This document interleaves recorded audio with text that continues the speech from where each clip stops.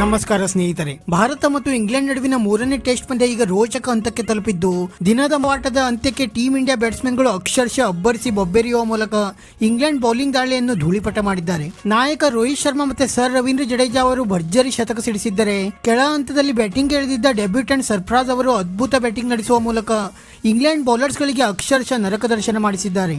ಹೌದು ಸ್ನೇಹಿತರೆ, ಅದಕ್ಕೂ ಮುನ್ನ ನೀವು ಕೂಡ ಸರ್ಫರಾಜ್ ಖಾನ್ ಅವರ ಅದ್ಭುತ ಬ್ಯಾಟಿಂಗ್ ಗೆ ಒಂದು ಮೆಚ್ಚುಗೆ ವ್ಯಕ್ತಪಡಿಸುತ್ತಿದ್ದರೆ ಈ ವಿಡಿಯೋಗೆ ಒಂದು ಲೈಕ್ ಮಾಡಿ. ಮತ್ತೆ ನಿಮ್ಮ ಪ್ರಕಾರ ಭಾರತ ತಂಡ ಮೊದಲ ಇನ್ನಿಂಗ್ಸ್ ನಲ್ಲಿ ಎಷ್ಟು ರನ್ ಗಳನ್ನು ಕಲೆ ಹಾಕಬಹುದು ಎಂದು ನಮಗೆ ತಪ್ಪದೇ ಕಮೆಂಟ್ ಮೂಲಕ ತಿಳಿಸಿ. ಸ್ನೇಹಿತರೆ, ಭಾರತ ಮತ್ತು ಇಂಗ್ಲೆಂಡ್ ನಡುವಿನ ಮೂರನೇ ಟೆಸ್ಟ್ ಪಂದ್ಯ ಸೌರಾಷ್ಟ್ರ ಕ್ರಿಕೆಟ್ ಅಸೋಸಿಯೇಷನ್ ರಾಜ್ಕೋಟ್ ನಲ್ಲಿ ನಡೆಯುತ್ತಿದೆ. ಈ ಮಹತ್ವದ ಪಂದ್ಯದಲ್ಲಿ ಟಾಸ್ ಗೆದ್ದಂತಹ ಭಾರತ ತಂಡದ ನಾಯಕ ರೋಹಿತ್ ಶರ್ಮಾ ಅವರು ಮೊದಲು ಬ್ಯಾಟಿಂಗ್ ಮಾಡಲು ಆಯ್ದುಕೊಂಡರು. ಆದರೆ ನಂತರ ಬ್ಯಾಟಿಂಗ್ ಇಳಿದ ಟೀಂ ಇಂಡಿಯಾದ ಆರಂಭಿಕ ಆಟಗಾರನಾದ ಯಶಸ್ವಿ ಜೈಸ್ವಾಲ್ ಅವರು ಕೇವಲ 10 ರನ್ ಗಳಿಸಿ ಔಟ್ ಆಗುವ ಮೂಲಕ ಭಾರತ ತಂಡಕ್ಕೆ ಆರಂಭದಲ್ಲಿಯೇ ಆಘಾತ ನೀಡಿದರು.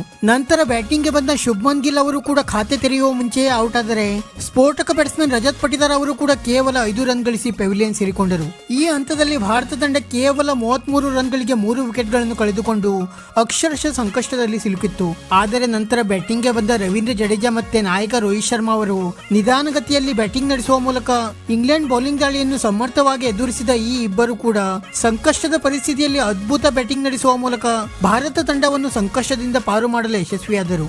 ಸ್ಫೋಟಕ ಬ್ಯಾಟಿಂಗ್ ನಡೆಸಿದ ನಾಯಕ ರೋಹಿತ್ ಶರ್ಮಾ ಅವರು ಕೇವಲ 196 ಎಸೆತಗಳಲ್ಲಿ 3 ಸಿಕ್ಸರ್ ಮತ್ತೆ 14 ಬೌಂಡ್ರಿಗಳ ನೆರವಿನಿಂದ 131 ರನ್ಗಳ ಭರ್ಜರಿ ಶತಕ ಸಿಡಿಸಿ ಮಿಂಚಿದರೆ, ಸರ್ ರವೀಂದ್ರ ಜಡೇಜಾ ಅವರು ಕೂಡ ನಿಧಾನಗತಿಯಲ್ಲಿ ಬ್ಯಾಟಿಂಗ್ ನಡೆಸಿ 204 ಎಸೆತಗಳಲ್ಲಿ 2 ಸಿಕ್ಸರ್ ಮತ್ತೆ 7 ಬೌಂಡ್ರಿಗಳ ನೆರವಿನಿಂದ ಭರ್ಜರಿ ಶತಕ ಸಿಡಿಸುವ ಮೂಲಕ ಟೀಂ ಇಂಡಿಯಾಗೆ ಸಂಕಷ್ಟದ ಪರಿಸ್ಥಿತಿಯಲ್ಲಿ ಆಸರೆಯಾದರು. ಆದರೆ ನಂತರ ಕೆಳ ಹಂತದಲ್ಲಿ ಬ್ಯಾಟಿಂಗ್ ಗೆ ಬಂದ ಸರ್ಫರಾಜ್ ಖಾನ್ ಅವರು ತಮ್ಮ ಡೆಬ್ಯೂ ಪಂದ್ಯದಲ್ಲಿ ಅದ್ಭುತ ಬ್ಯಾಟಿಂಗ್ ನಡೆಸುವ ಮೂಲಕ ಇಂಗ್ಲೆಂಡ್ ಬೌಲಿಂಗ್ ದಾಳಿಯನ್ನು ಅಕ್ಷರಶಃ ಧೂಳಿಪಟ ಮಾಡಿ ಭರ್ಜರಿ ಅರ್ಧ ಶತಕ ಸಿಡಿಸಿ ಮಿಂಚಿದರು. ಕೇವಲ 66 ಎಸೆತಗಳಲ್ಲಿ 1 ಸಿಕ್ಸರ್ ಮತ್ತೆ 9 ಬೌಂಡ್ರಿಗಳ ನೆರವಿನಿಂದ ಸ್ಫೋಟಕ ಬ್ಯಾಟಿಂಗ್ ನಡೆಸಿದ ಸರ್ಫರಾಜ್ ಖಾನ್ ಅವರು 62 ರನ್ ಸಿಡಿಸಿ ರವೀಂದ್ರ ಜಡೇಜಾ ಅವರ ತಪ್ಪು ಕಾಲ್ ನಿಂದ ರನ್ಔಟ್ ಆಗುವ ಮೂಲಕ ಪೆವಿಲಿಯನ್ ಸೇರಿಸಿಕೊಂಡರು. ಸರ್ಫರಾಜ್ ಖಾನ್ ಅವರ ಬಳಿ ಶತಕ ಗಳಿಸುವ ಎಲ್ಲಾ ಅವಕಾಶಗಳು ಕೂಡ ಇದ್ದವು. ಆದರೆ ಜಡೇಜಾ ಅವರ ಸಣ್ಣ ತಪ್ಪಿನಿಂದ ರನ್ಔಟ್ ಆದ ಸರ್ಫರಾಜ್ ಖಾನ್ ಅವರು ನಿರಾಸೆಯಿಂದ ಪೆವಿಲಿಯನ್ ನತ್ತ ಹೆಜ್ಜೆ ಇಟ್ಟರು. ಸದ್ಯ ಭಾರತ ತಂಡ 315 ರನ್ ಗಳಿಗೆ 5 ವಿಕೆಟ್ ಗಳನ್ನು ಕಳೆದುಕೊಂಡು ತನ್ನ ಬ್ಯಾಟಿಂಗ್ ಅನ್ನು ಮುಂದುವರಿಸಿದ್ದು, ರವೀಂದ್ರ ಜಡೇಜಾ ಮತ್ತೆ ಕುಲ್ದೀಪ್ ಯಾದವ್ ಅವರು ತಮ್ಮ ಬ್ಯಾಟಿಂಗ್ ಅನ್ನು ಮುಂದುವರಿಸಿದ್ದಾರೆ.